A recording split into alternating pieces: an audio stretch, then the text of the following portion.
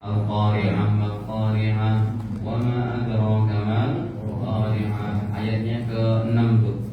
Ya, fa amma man thaqulat mawazinuh, maka adapun seseorang yang amalnya berat, timbangannya berat.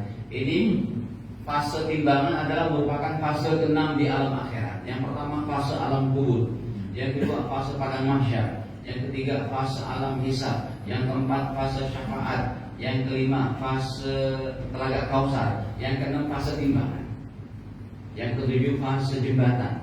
Lebih tajam dari pedang, lebih halus dari sehelai rambut. Umatku, kata Nabi, ada yang berjalan seperti kilat yang menyambar, ada yang berjalan secepat kedipan mata, ada yang berjalan seperti angin berhembus, ada yang melewati jembatan itu karena bawahnya neraka itu. Itu poinnya nanti setelah jembatan masuk neraka atau surga di situ. Ada lagi orang yang dia berlari. Ada lagi yang berjalan Pak lewat jembatan itu. Ada yang lagi sambil merangkak. Yang sambil merangkak ini rata-rata jatuh ya, karena kepanasan api neraka masuk neraka. Itu fase ke-6, fase ke-7. Nanti fase ke-8 baru surga atau neraka. Nah, ini fase ke-6 nih Pak, timbangan. Kalau timbangan seorang yang jomplang, yang dominannya dosanya, masuk neraka. Makanya pemberat timbangan amal kita di antaranya kata Nabi apa? Amal akhlak yang mulia. Nih, coba kita baca tuh. Allah tidak bertele-tele mengucapkannya. Ayat selanjutnya, wa amma man khaffat mawazinuh, dan adapun orangnya yang timbangan amalnya ringan, fa ummuhu hawiyah, maka tempatmu neraka hawiyah. Enggak bertele-tele. Sensitif timbangan itu.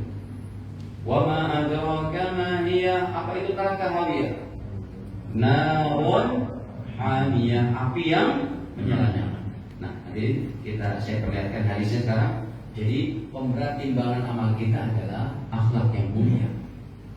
Hadis ini ada masih riwayatnya Imam Tirmidzi. Rasul mengawali dengan ucapan tidak ada satupun.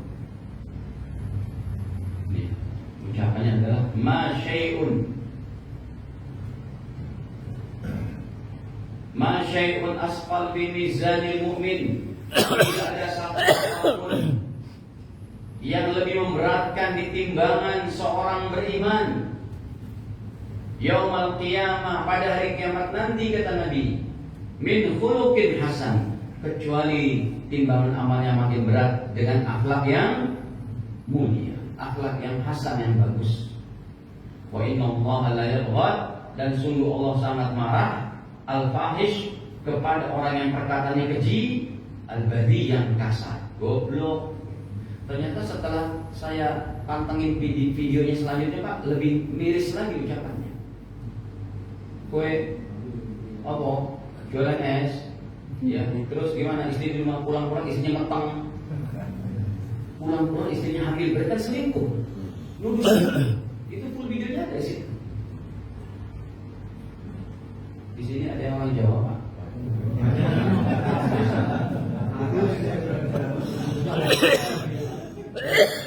Kan kalau kita dengar dengan bahasa Jawanya itu, yang ngerti bahasa Jawa kan langsung tuh, kok jadi guyonan kayak begitu nggak boleh. Ya, orang udah biasa kok kayak begitu, suami nggak ada, pulang-pulang nentang istrinya. La ilaha illallah. Itu kan berarti menuduh orang kebanyakan kalau suaminya lagi kerja, berarti istrinya apa? Selingkuh, kan gila gitu. Anda ini pemuka agama, utusan presiden. Sekali lagi jangan diulangi lagi. Nggak boleh seperti itu. Makanya kalau menjadi orang terkenal, mulutmu apa? Harus dijaga akhlakmu. Tadi saya katakan akhlak di atas ilmu. Nah, ini yang terakhir hadirin. Ya. Yang terakhir nomor 6 adalah ini yang paling gampang. Sengaja ini saya tempatkan nomor terakhir supaya Anda ingat 4 sifat ini diharamkan masuk neraka. Emang kalau saya tanya nomor 1 sampai nomor 5 hafal tadi? Ya udah, kalau nomor 4 aja, nomor 6 aja. 4 sifat ini haram masuk neraka. Kita buka hadisnya.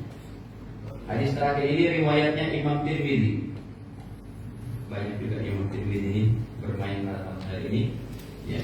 Nomor 2676. Apa kata Nabi? Ala ukhbirukum biman tahrum alaihin nar. Mau tidak kalian saya kasih tahu orang yang diharamkan masuk neraka?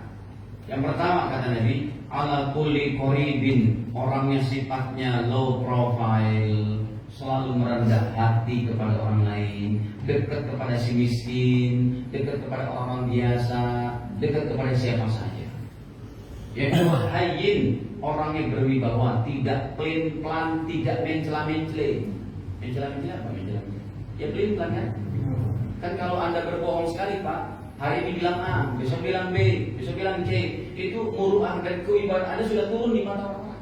Si dia mah orang omongannya nggak bisa diapain. Nah. Yang ketiga, layyin, omongannya lemah lembut, santun. Yang keempat, sahlin, selalu memudahkan urusan orang lain. Pak, mohon maaf Pak, utang kemarin saya 1 juta belum bayar Pak, udah masa bayar Pak. Itu ada diharamkan masuk neraka.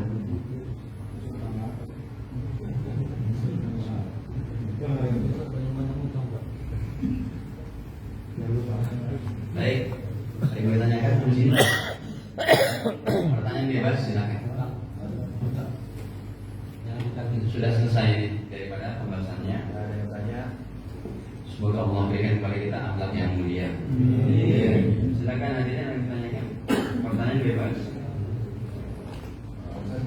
Iya. Kalau ada orang menyakiti kita dengan kata-kata kita dendam gitu. Jangan. Dendam pun tidak baik. Yang terbaik itu, yang tertinggi derajatnya, saya disakiti, saya maafkan. Yang kedua, saya disakiti, saya datang, saya nasihati, dan saya balas. Yang kedua, saya balas seperti apa yang dia hina saya dan saya maafkan. Tapi yang tertinggi tanpa membalas dan memaafkan. Kalau dendam tidak bagus.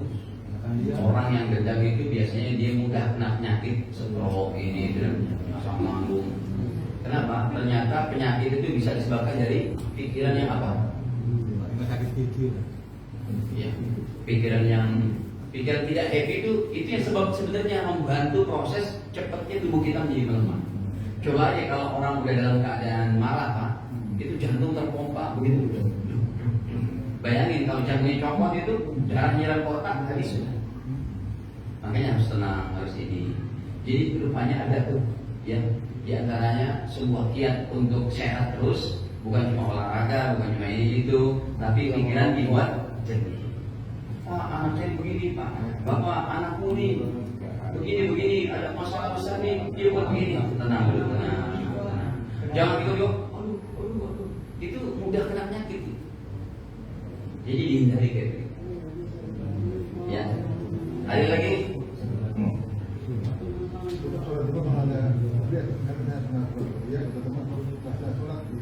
Gimana?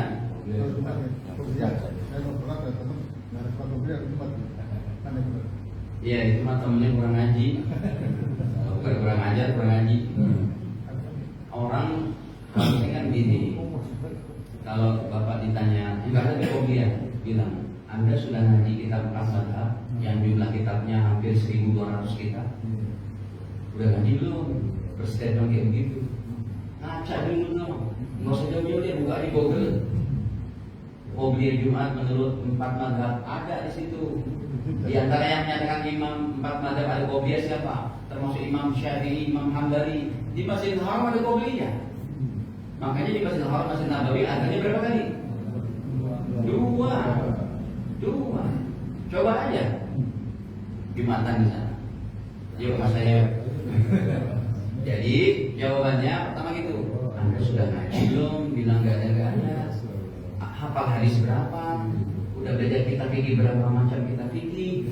Sampai berani statement kayak begitu. Anda ini siapa? Lulusan mana? Kalau mau langsung main hadis, kita tampilkan hadisnya. Jadi hadirin, ada seorang sahabat namanya